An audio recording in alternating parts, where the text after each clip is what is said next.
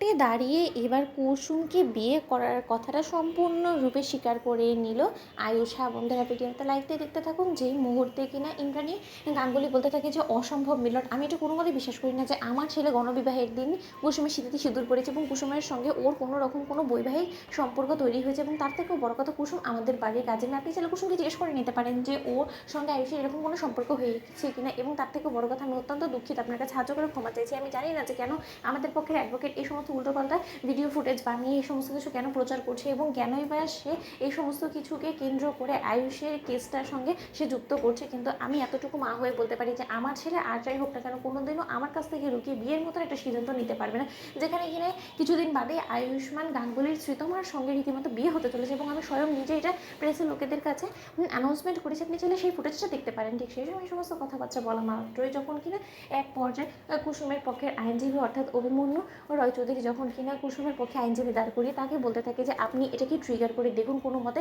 আপনার কাজ হাসিল করতে পারেন কিনা। ঠিক সেই সময় কুসুমের পক্ষের আইনজীবী চেপে ধরে আয়ুষ্মান গাঙ্গুলিকে এবং বলতে থাকে যে মিস্টার আয়ুষ্মান গাঙ্গুলি, এই সমস্ত কিছু খোলাসা একমাত্র আপনিই করতে পারেন।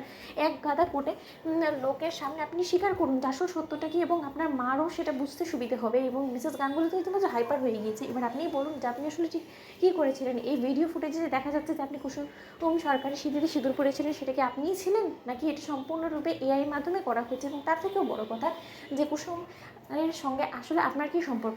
আমি যতটুকু জানি যে আপনাদের ম্যারেজটা সম্পূর্ণরূপে রেজিস্টার্ড অবধি হয়েছে এবং আপনারা সত্যকার অর্থে স্বামী স্ত্রী। এবং সেটা যদি আমি ভুল হয়ে থাকি তাহলে আপনি আমার ভুলটা সংশোধন করে দিন। ঠিক সেই সময় এই কথা বলা মাত্রই এক পর্যায়ে কুসুমের পক্ষে আইনজীবী যখন কিনা বলতে থাকে যে ভুলে যান না কিন্তু যে আপনি গীতায় হাত রেখে কিন্তু বলেছেন যে আপনি যা বলবেন এই কোর্টে দাঁড়িয়ে সমস্তটা সত্য বলবেন, তাই এবার আপনি ভেবেচিন্তে কথা বলুন। ঠিক সেই সময় এই কথা বলা মাত্র আয়ুষ যখন কিনা এক পর্যায়ে স্বীকার করে নেয় এবং বলতে থাকে যে হ্যাঁ সেদিন গরম বিবাহের মধ্যে আমার এবং কুসুমের বিয়ে হয়েছিল এবং কুসুমের আসল পরিচয় যে আয়ুষ্মান গাঙ্গুলি স্ত্রী এবং আমাদের 2 মাস হয়েছে বিয়ে হয়েছে এবং আমি কুসুমের হাজব্যান্ড। কিন্তু আমার বিন্দুমাত্র এই জিনিসটা মাথায় ঢুকছে না যে কুসুম কিনা আমাকে নিজের জীবনের থেকেও বেশি ভালোবাসে সে হঠাৎ করে আমার বিরুদ্ধে চলে গিয়ে সমস্ত কিছু কেন করছে।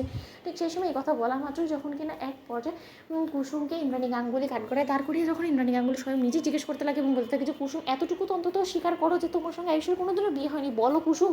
আয়ুষ সেটা বলছে আমি কোনো মধ্যে বিশ্বাস করছি না। ঠিক সেই সময় এই কথা বলা মাত্র কুসুম যখন বলতে থাকে যে উনি সম্পূর্ণরূপে মিথ্যে এবং ভুয়া বানোয়াট কথা বলতে যাতে করে কিনা সেই কেস থেকে বাঁচতে পারে, কিন্তু মিলর এরকম কোনো কিছুই হয়নি।